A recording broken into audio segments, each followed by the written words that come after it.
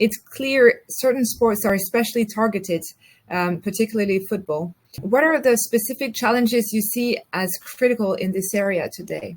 Yeah, so one of the critical areas is visibility.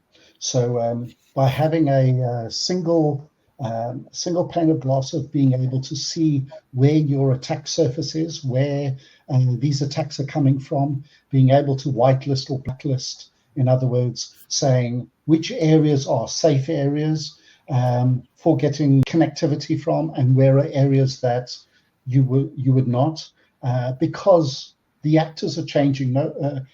You have two types. You have the general hacker, so far, what we call a script kiddie or whatever the case is, who doesn't really know what he's doing as such. He's following a script and trying to see what he can do.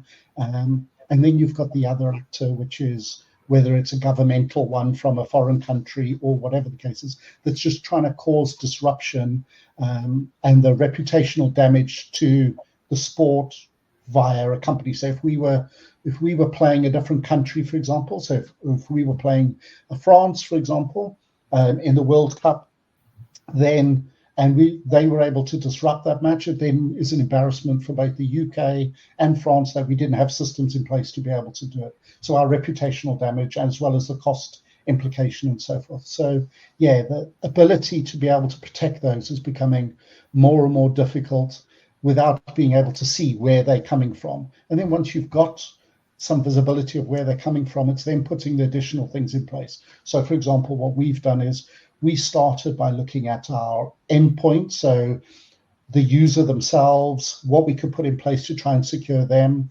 and then look at it from a network behavior side, which is why we started looking at products that look at network behavior, and came and moved across to Gatewatcher, which looks at network security side of things. So it's not just the traditional looking at the PC and the user's behavior, it's also looking at your network behavior, because typically you may not see something that's happening on the networking side, but you would see it if somebody's machine was running slow and they had pop-ups and various other things on their laptop, for example.